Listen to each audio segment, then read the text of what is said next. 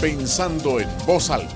Conversación espontánea en la que se analizan los temas de actualidad, abordados bajo la perspectiva de Alfredo Mena Lagos. Pensando en Voz Alta. Buenos días, bienvenidos a Pensando en Voz Alta. Hoy tengo el gusto de tener con nosotros a la fórmula de Vamos. Es mi fórmula que estoy apoyando. Creo que son las personas que verdaderamente pueden realizar cambios que este país necesita, y de nuevo, son los únicos que hablan de lo que los otros no quieren hablar. El tema ahora será educación, así que le quiero dar la bienvenida a Josué Alvarado y a Roberto Campo. Gracias, muy buenas para todos y saludos. Gracias, Alfredo, por la oportunidad de estar aquí y de sumarse en este esfuerzo que estamos haciendo por esta patria. Gracias nuevamente por la invitación, Alfredo. Creo que, bueno, como usted dice, estamos aquí para decir lo que otros no van a decir o no se atreven a decir porque han estado ahí y no lo han hecho. Así que muchas gracias de nuevo por la invitación.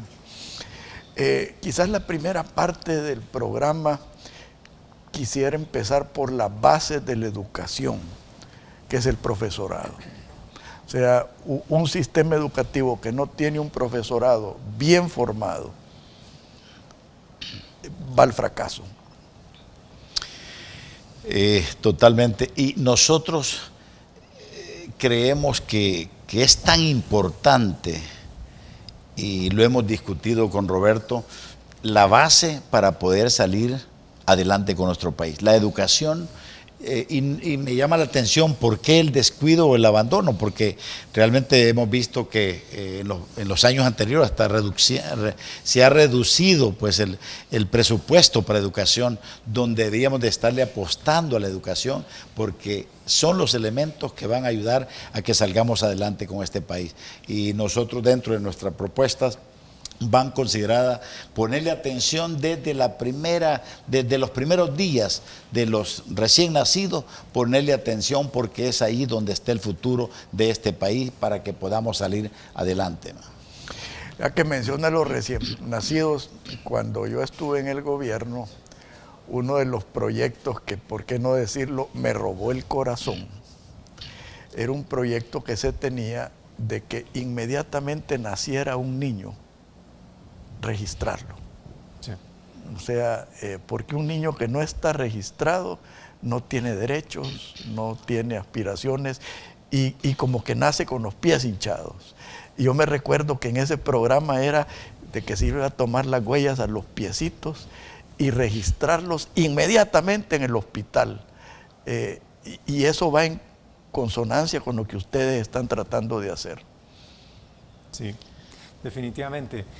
Nosotros estamos planteando una reforma a todo el sistema educativo, pero ¿por qué lo estamos planteando? Porque ya lo decía Josué, es la base o es la única forma para que este país salga adelante. Lo que nos sorprende es que durante décadas los políticos que se llenan la boca de que la educación es la salida para este país, no han hecho nada. Es decir, ha habido reformas raquíticas que lo único que hacen es como pasarle una repelladita al problema, pero nosotros estamos aquí para hacer una verdadera transformación, y las verdaderas transformaciones empiezan por cosas bien básicas, ¿verdad? Lo básico, o sea, lo mencionaba, es tener a maestros formados. Necesitamos que los maestros se sientan de nuevo orgullosos de ser maestros y sobre todo que sean referentes para los estudiantes, ¿verdad? Es decir, que alguien que está parado allá enfrente del aula sea un referente en cuanto a su actitud, pero también y sobre todo a los conocimientos que le puede trasladar a los estudiantes, ¿verdad?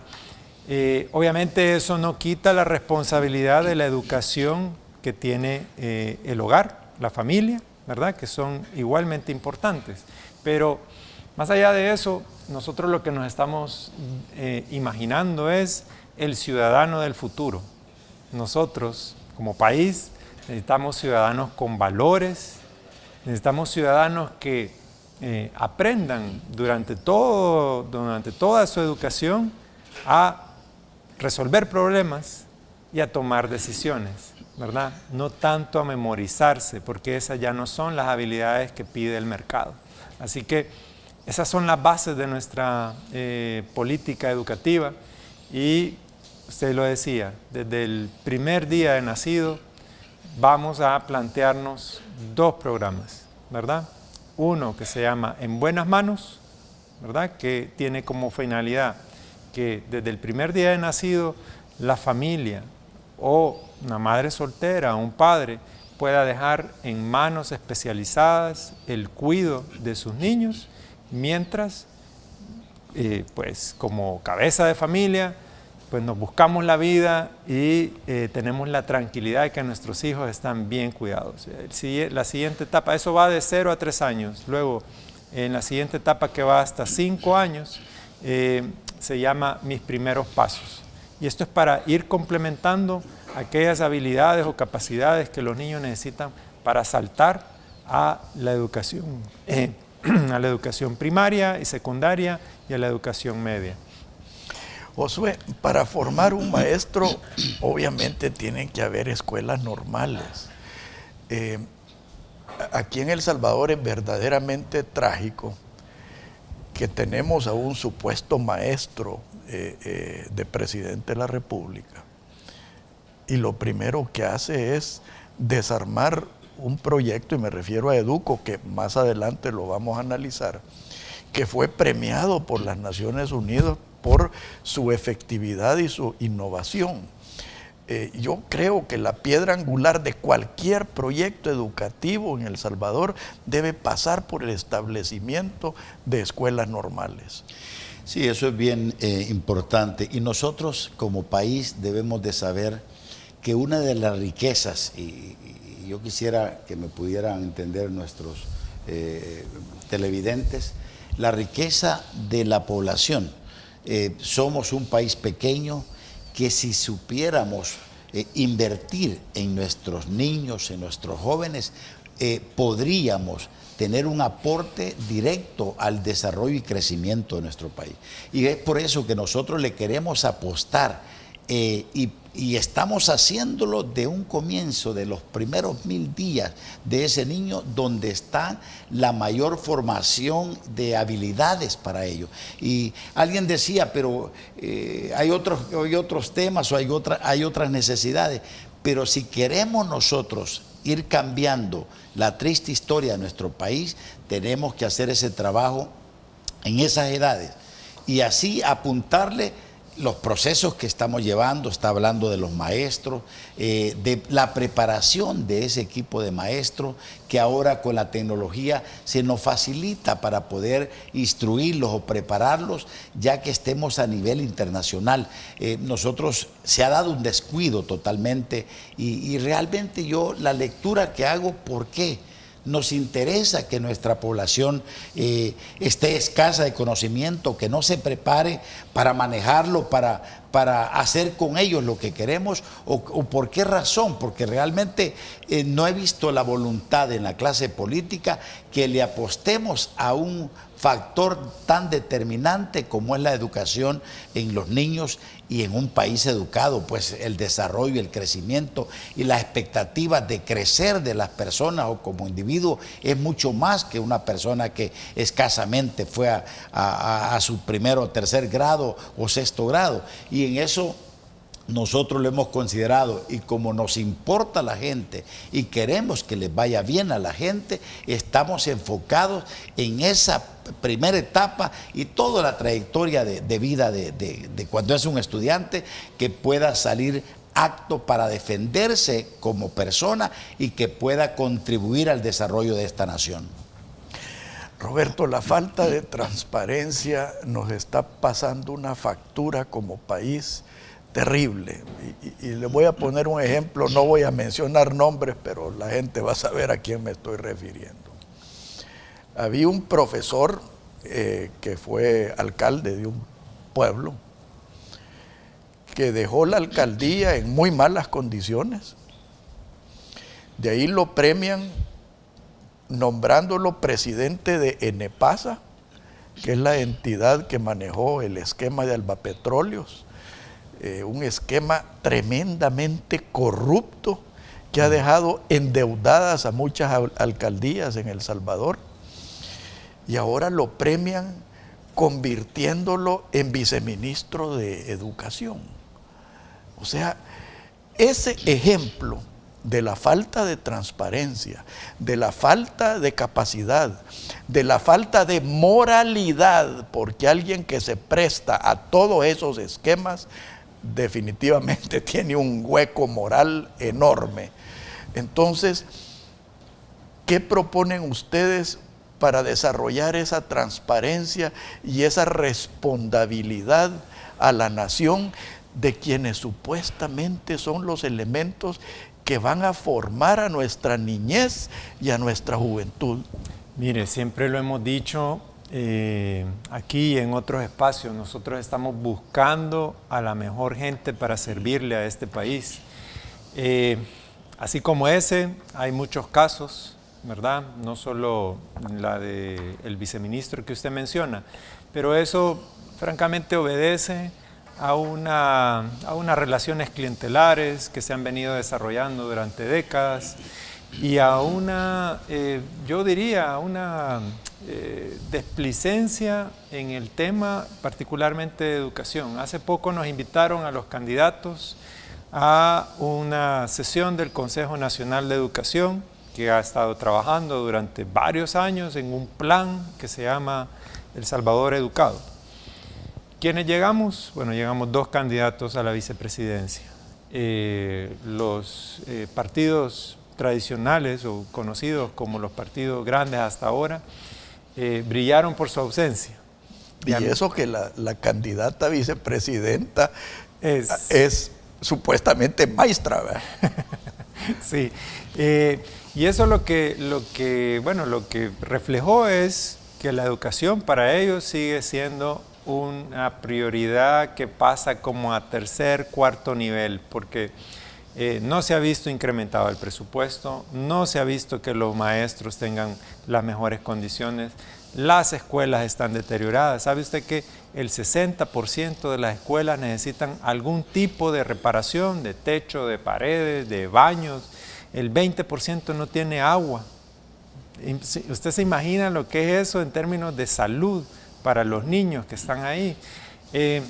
Y yo creo que nosotros estamos proponiendo cosas bien básicas, ¿verdad? Cosas tan básicas como que las escuelas tengan su registro de propiedad para poder invertir y para poder hacer la infraestructura necesaria. Pero a la par tenemos que ir con la mentalidad ganadora de que estamos en una época distinta y que tenemos que salir a competir. Y por lo tanto, la brecha, por ejemplo, la brecha digital que existe entre el campo y la ciudad, entre la escuela pública y la escuela privada, ya no puede seguir ampliándose, tenemos que cerrarla. Y esas cosas, hoy por hoy, ya no deberían de ser ni de debate. Ya son cosas que la deberíamos de estar haciendo, pero a mí lo que me preocupa es que la gente, según las encuestas, esté apostando por opciones que lo que nos muestran es que van a seguir con esa inercia y no están dispuestos a hacer transformaciones educativas, culturales. ¿Por qué? Porque tienen miedo a que haya gente educada en este país, porque cuando haya gente educada, seguramente ellos van a desaparecer del mapa político. Josué, es increíble cómo el cinismo ha permeado en el gobierno. Y quiero referirme a este gobierno, que creo que ha sido el más nefasto en la historia de El Salvador. Hablan con mucho cinismo del vaso de leche, de los uniformes que no pagan, de las computadoras que supuestamente han repartido, pero ante la realidad de que la PAES ha venido cayendo en esta última década es una condena tan clara a la falta de efectividad de la educación en El Salvador que, le digo, a mí como ciudadano me ofende. Mire, y es una lástima que en medio de todo eso que usted menciona no haya una reacción del gobierno en primer lugar y que no hayan reacciones de la población. Y cuando digo esto, reaccionar a poder analizar a los políticos, tanto a gobierno como a los políticos que podrían generar algún tipo de orientación o leyes para cambiar esto. Y esa es la parte que yo creo que la población salvadoreña tenemos que despertar, porque las situaciones que estamos viviendo en El Salvador, los únicos que pueden cambiarlas son los mismos salvadoreños, porque estamos viviendo en una democracia que no es perfecta, pero que podríamos decir que es aceptable. Pero en toda esta circunstancia, muchos con indiferencia, que no queremos participar o no queremos hacer algo para cambiar esta situación.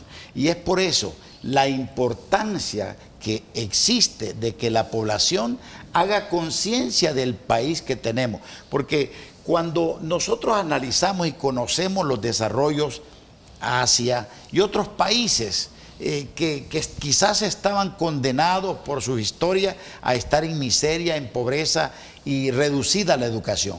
Nosotros, un país, y siempre lo menciono, un país que tiene un nexo con la primer potencia del mundo, teniendo allá 3 millones de salvadoreños, y que estemos en situaciones caóticas en educación y en muchas áreas, donde sería importante que la población, todos los salvadoreños, hagamos conciencia y empecemos a cambiar esta historia.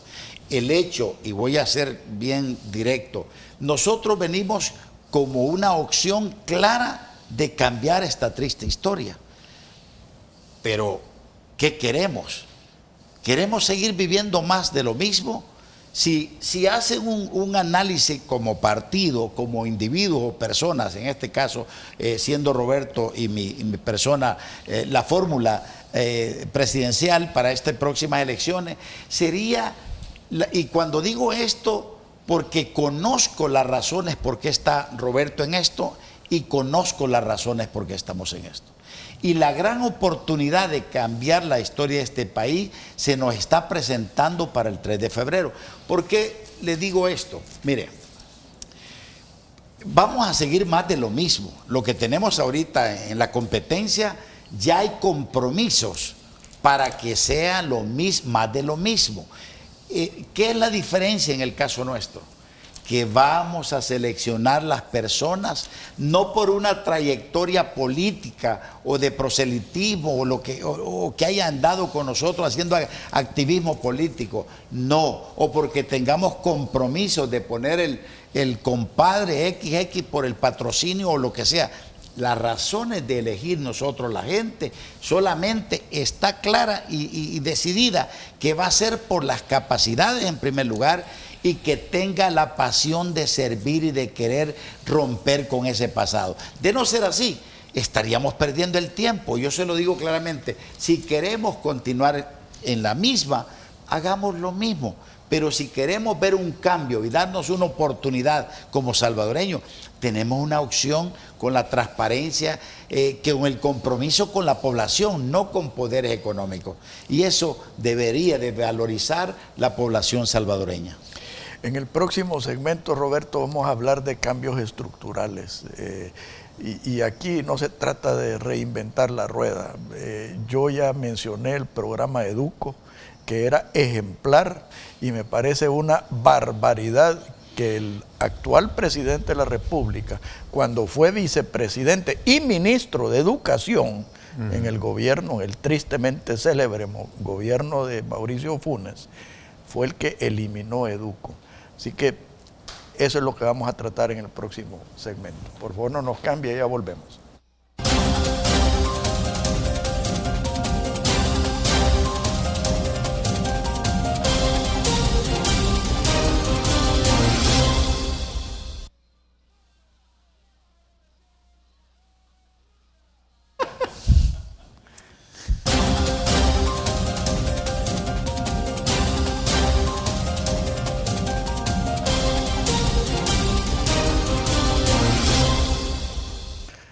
Roberto, como te dije anteriormente, me pareció trágico a mí que hayan descartado el programa Educo, que de cierta manera se parece a las escuelas charters en los Estados Unidos.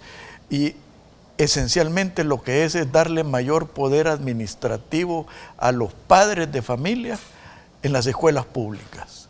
Eso significa efectividad, transparencia y, por qué no decirlo, una mejor educación. Sí, nosotros estamos conscientes de que hay cosas interesantes que se han hecho. Lamentablemente, cada vez que hay cambios políticos, parece que volvemos a inventar la historia, ¿verdad? Y a tratar de hacer cosas nuevas porque pues, lo del partido anterior o del gobernante anterior no nos parece. Nosotros estamos planteando un plan de nación de aquí al 2040 y se lo vamos a presentar. Se lo vamos a presentar a los demás partidos políticos para que ojalá lo puedan copiar, ¿verdad? Porque me parece que es un tema bastante de sentido común. Lo que nos dice la gente en la calle es lo que nosotros estamos proponiendo, ¿verdad? Porque nosotros trabajamos así. Lo que nos dicen en la calle creo que tiene muchísimo sentido común, así que candidatos no se arroguen esa propiedad intelectual de las propuestas. La propiedad intelectual es de las personas. Nosotros estamos pensando en mejorar todas estas medidas que de alguna manera ya se han probado, implementado. Por ejemplo, usted mencionaba el vaso de leche. Ojalá que pudiésemos tener hoy, ¿verdad? Y eso nosotros nos comprometemos a hacerlo, a que el vaso de leche sea nacional, que sea producido aquí por ganaderos salvadoreños y que directamente pueda llegar a las escuelas. Pero vamos un poco más allá, porque el problema de los políticos tradicionales es que no leen, ¿verdad? Y por eso no le apuestan a la educación. Y a veces ni los profesores leen. Bueno, pero digamos que quienes toman las decisiones en primera instancia son los políticos que están en la asamblea o que están en el ejecutivo. ¿Por qué digo esto? Porque todos los estudios apuntan a que los grandes problemas del sistema educativo tienen que ver con cómo van a atraer a 400,000 niños y jóvenes que no están en el sistema educativo. Luego, cómo van a retener a los que ya están y, por supuesto, cómo los vamos a preparar para la vida. Entonces, lo que los políticos no han sabido leer es que muchos, pero la gran mayoría de los que se salen del sistema educativo, se salen porque la educación no les interesa. ¿Por qué no les interesa? Porque no le estamos dando las herramientas para la vida, porque están pasando por toda una etapa de educación y llegan y aspiran a llegar a la educación superior. ¿Para qué? Para no encontrar empleo, ¿verdad? Y estas son las políticas que tenemos que cambiar. Ellos están preocupados ahorita, los políticos, y se han especializado en campañas publicitarias que nos dicen que hoy sí van a hacer lo que no han hecho durante 3, 4, 5 décadas. Y lo que pasa es que se aprovechan de que tienen enfrente a una población con un muy bajo nivel educativo. Y eso es lo que nos señalan incluso aquellos que están queriendo generar empleo en este país. Nos dicen, miren, una de las principales barreras es que la gente tiene un muy bajo nivel educativo y eso lo tenemos que romper, porque desde donde querramos, donde analicemos el tema de la seguridad, el tema del desempleo y todos los problemas nos llevan de alguna manera a que tenemos que resolver la educación. Y eso tiene que ver con temas estructurales, cómo lo vamos a organizar, vamos a hacer más transparentes, más efectivos y vamos a involucrar, por supuesto, a todos los actores que tienen que ver, y esa es la comunidad educativa, donde los hogares tienen o las familias tienen un papel preponderante. Josué, ¿de qué sirve el vaso de leche si el profesor no llega? Si el profesor llega borracho, si el profesor está más interesado en su carrera política e ideológica que en la educación de los niños. ¿Y por qué digo esto? Porque uno de los grandes frenos a una verdadera reforma educativa es precisamente los intereses creados del sindicato de maestros, que ha sido tradicionalmente tremendamente politizado e ideologizado. Con esto no quiero decir de que hayan excelentes maestros, y quiero aprovechar para recordar a don René Rivas, que fue profesor mío en el externado, y expresarle mi cariño y agradecimiento por lo que usted significó para mí en mi niñez.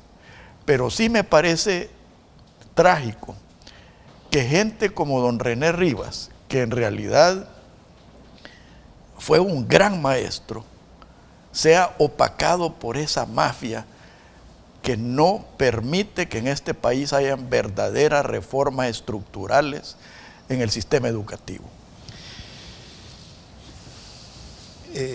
Es triste, y lo que usted menciona, he conocido algunas escuelas que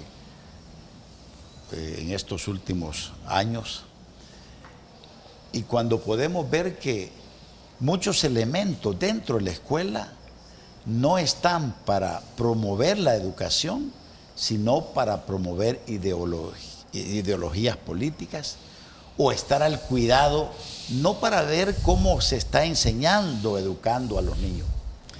Esa parte, y vuelvo y me hago la pregunta, ¿realmente a los gobiernos no les ha interesado o no les interesa?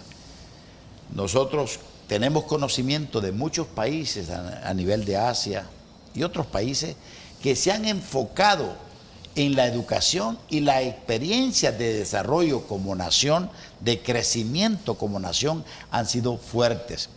Y es por eso que nosotros lo estamos viendo de un punto de vista de suma importancia la educación. Porque este país, la misma conexión, y vuelvo a decir, con Estados Unidos, nos permite a que podamos preparar nuestra gente y que pueda cambiar la vida de ellos y de sus familiares. ¿Sabe? Y los encontramos en la calle, la actitud de muchos jóvenes: ¿y para qué voy a estudiar? O padres de familia con los grandes esfuerzos que hacen para que ellos vayan a un estudio o a salir a estudios superiores.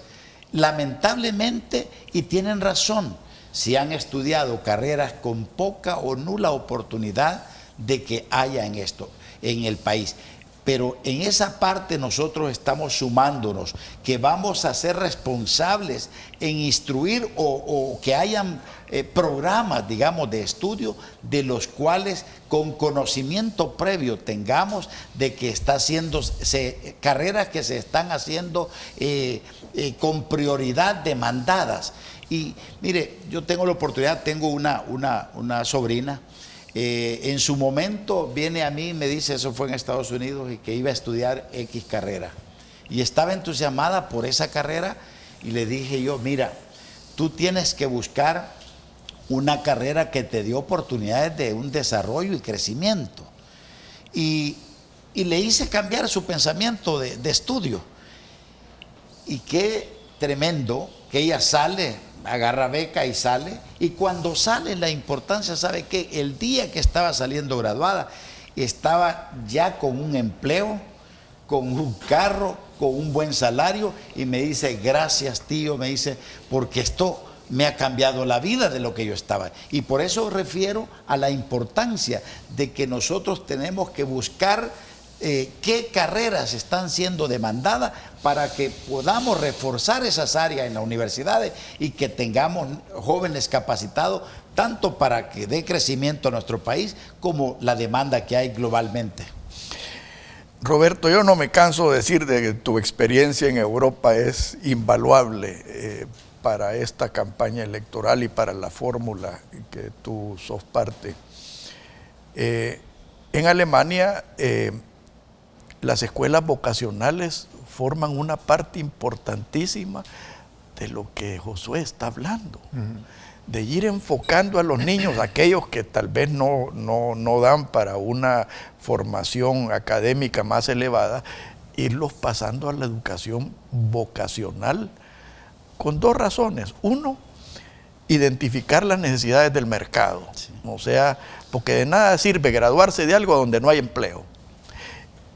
Y segundo, flexibilizar el proceso, evitando así graduar frustrados. Sí, sí, yo le quiero hablar directamente a aquellas mamás y aquellos papás que hacen un gran sacrificio por mandar a sus hijos. A veces no lo mandan a una escuela pública por el temor que esto genera, por la inseguridad, por la pobre calidad educativa, sino que hacen un gran sacrificio por mandarlos a una escuela privada y que pues ven frustradas sus aspiraciones de que sus hijos algún día puedan conseguir o insertarse en un mercado laboral formal. Nosotros vamos a trabajar para que usted pueda enviar a sus hijos a una educación pública de calidad. Pero sobre todo, lo que nos va a preocupar es que sus hijos desarrollen los talentos para los cuales ellos traen y para que sean felices y para que les vaya bien en la vida, porque esa es la aspiración última del Estado, que a la gente le vaya bien. Pero también quiero dirigirme a aquellos jóvenes que ahorita están en la universidad, porque lo que nosotros estamos proponiendo son universidades actualizadas. ¿Qué quiere decir las universidades actualizadas? Yo siempre hablo también de mi experiencia en Francia, en donde en 5 años yo pude hacer mi licenciatura, mi maestría y 6 meses de pasantía. E inmediatamente yo fui contratado, porque ahí uno hace y se desempeña en las labores para las cuales ha sido preparado. Pero, ¿qué estamos proponiendo entonces? Flexibilizar, ¿verdad? Reducir esos años, ¿verdad? De carrera, para que inmediatamente el joven esté preparado para insertarte en un mercado laboral formal o emprender, porque esas son, para el futuro necesitamos gente emprendedora, gente que le haga frente a los retos que está imponiendo el mundo globalizado. Entonces, una medida es acortar las carreras, la otra es fomentar las carreras vocacionales, las carreras técnicas, porque eso es lo que tenemos que hacer. Y por último, necesitamos fomentar esta dualidad, es decir, personas que al mismo tiempo que estudian tienen la posibilidad de hacer un trabajo en una empresa, etcétera. En el próximo segmento quiero hablar de la educación superior, porque muchas veces la educación superior, digo yo entre comillas, termina de arruinar al estudiante. Y muchas veces no es por culpa de los estudiantes, sino que por el sistema. Por favor, no nos cambie, ya volvemos.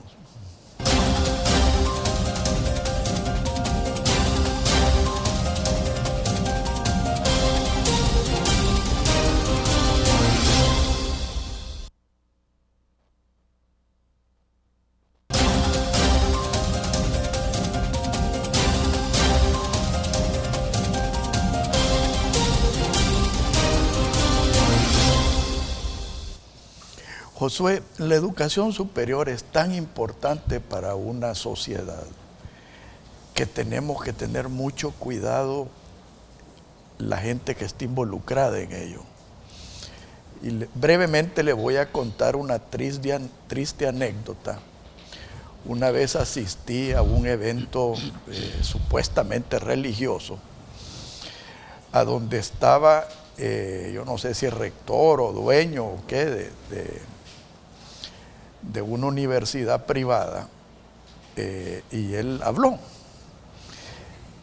Y una de las barbaridades que dijo, que a mí me ofendió en lo personal, es que los caficultores éramos los responsables porque el salvadoreño no fuera educado, porque nosotros nos oponíamos a educar al pueblo porque nos convenía tener mano de obra barata.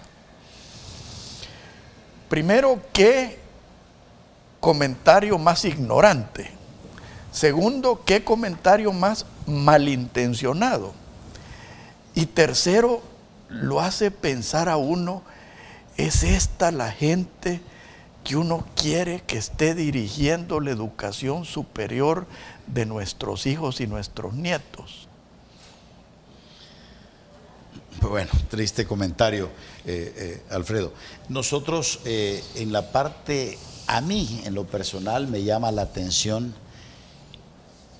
y quizás vea las razones, ¿verdad?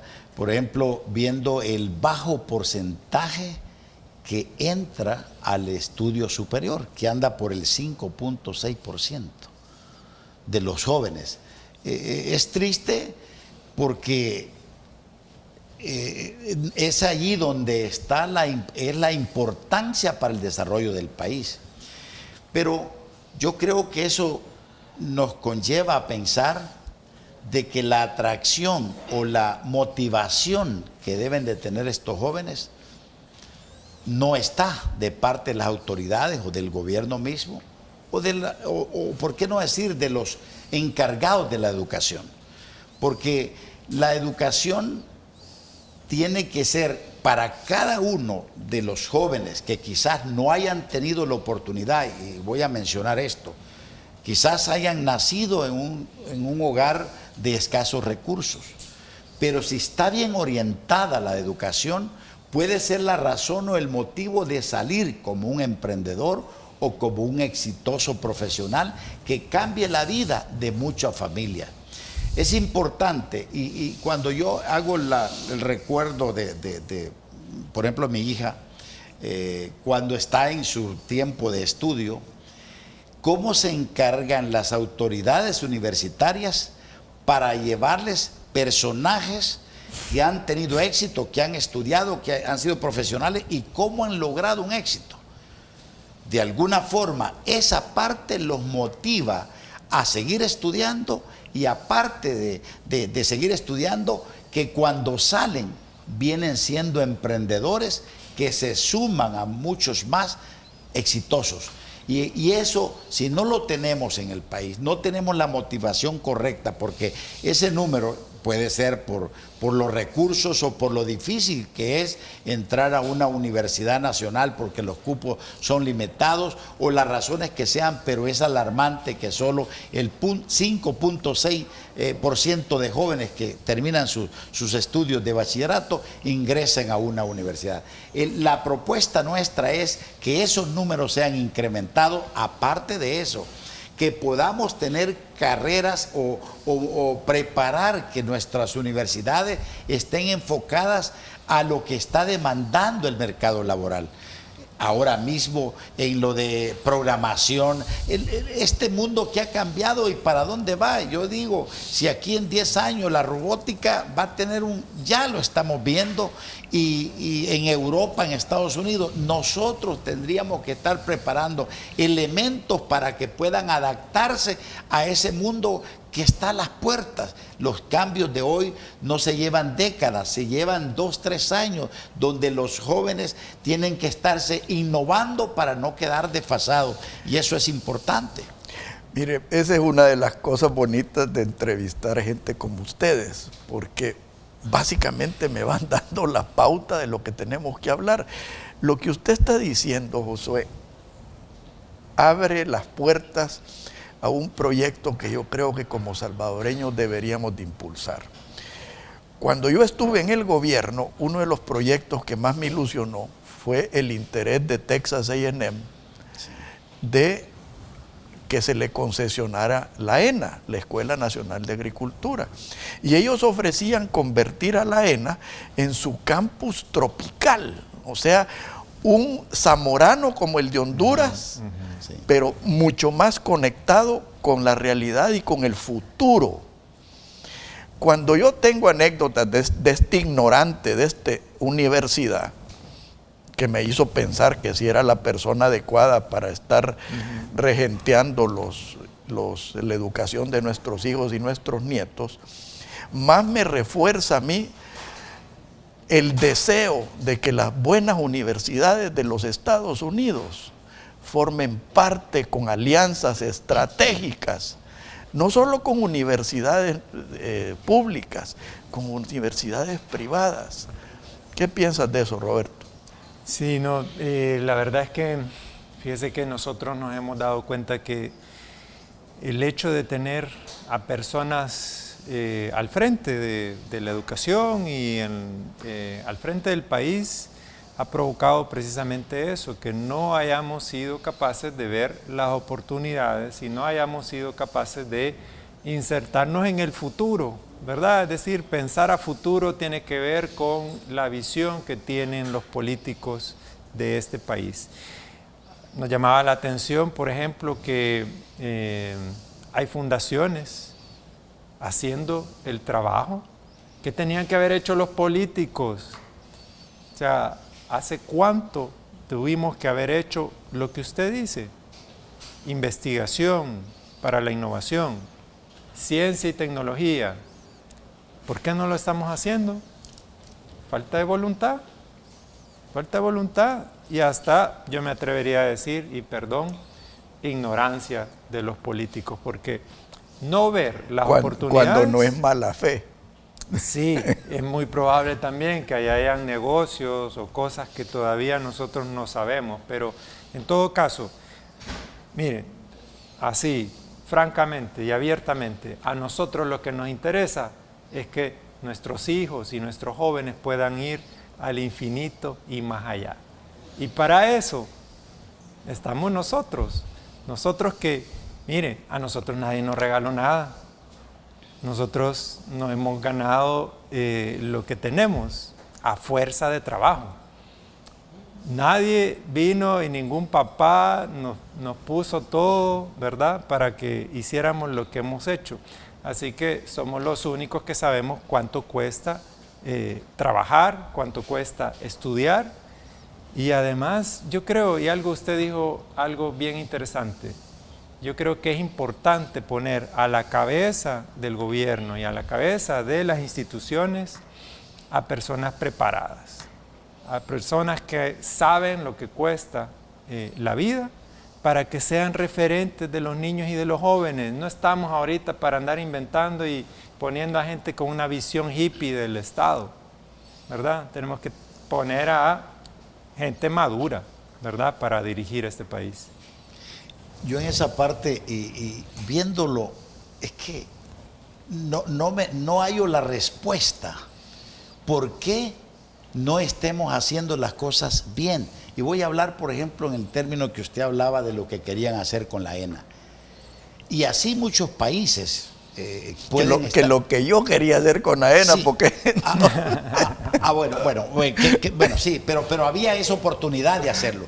Le digo, por ejemplo, en el campo, hablando en cada línea, si es en la parte de la agricultura, que hay gente que puede estar, y a mí me consta, porque yo estuve en la oportunidad de conocer a una persona que se ofreció para venir a dar sus conocimientos aquí al país y le dijimos no.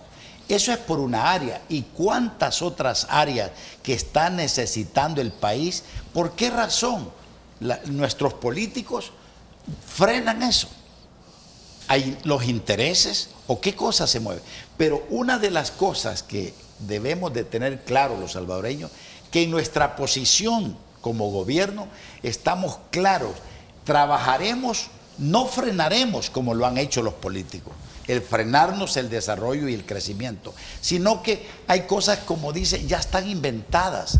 Y si hay personas o países que quieren apoyarnos en ciertas líneas, eso va a dar un despunte. Y nosotros somos un país pequeño y con nuestra capacidad, los salvadoreños que somos aguerridos, emprendedores, este país le podemos dar vuelta a la situación negativa que tenemos ahora. Pero eso está en la mano de la población. Si queremos seguir otros 30 años de igual manera, sigamos haciéndolo lo mismo y busquemos lo mismo. Mire, a mí me impresiona, y voy a decirle, cómo a veces se vuelve fanática la gente de personalidades o de personas que son farsantes, mentirosos, y que si usted los ve a los ojos, no les ve una credibilidad. Y eso hay mucha gente, digo yo, wow, ¿cuándo vamos a despertar? Tenemos lo que tenemos es porque nosotros somos los que hacemos eso. Pero si queremos romper con eso, podemos hacerlo este 3 de febrero, cambiando la triste historia que tiene este país. Y fíjese que no solo es cuestión de farsantes y mentirosos, es cuestión de malintencionados. ¿Por qué no se reforma la educación? Porque hay mucha gente que está en el negocio de la educación, como este tipo que yo mencioné. Él está en el negocio de las universidades. ¿Por qué no se reforma la cuestión de seguridad? Porque hay mucha gente involucrada en el negocio de la seguridad.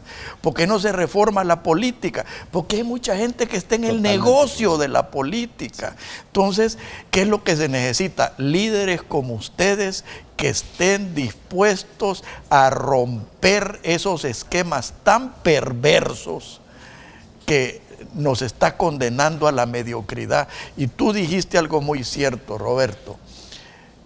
El tren de la globalización o nos atropella o nos deja atrás. ¿De qué nos sirve estar educando a gente? Y lo dijo usted, Josué. ¿De qué nos sirve estar educando a alguien si la robótica le va a quitar su empleo? Si la tecnología le va a quitar su empleo. Si lo que tenemos es que planificar con la ayuda de universidades y técnicos extranjeros que saben lo que están haciendo para verdaderamente generar proyectos educativos que no solo vean las necesidades de ahorita, que vean las necesidades del futuro. Y yo por eso es que los estoy apoyando a ustedes, porque número uno, ustedes son personas sólidas, número dos, son personas decididas a romper estos esquemas, y tercero, tienen las manos limpias. Y eso ahorita es muy difícil de encontrar. Lástima que se nos ha terminado el tiempo. Quiero decirles que hoy a las 3 de la tarde vamos al aire con un programa de Vamos que se titula Del campo a tu mesa, sin pasar por el súper. Y el lunes, o sea mañana, a las 8 de la noche en el canal 19, ese mismo programa se va a repetir. Que Dios los bendiga a todos. Muy buenos días. Esto fue Pensando en Voz Alta, conversación espontánea en la que se analizan los temas de actualidad, abordados bajo la perspectiva de Alfredo Mena Lagos. Pensando en Voz Alta.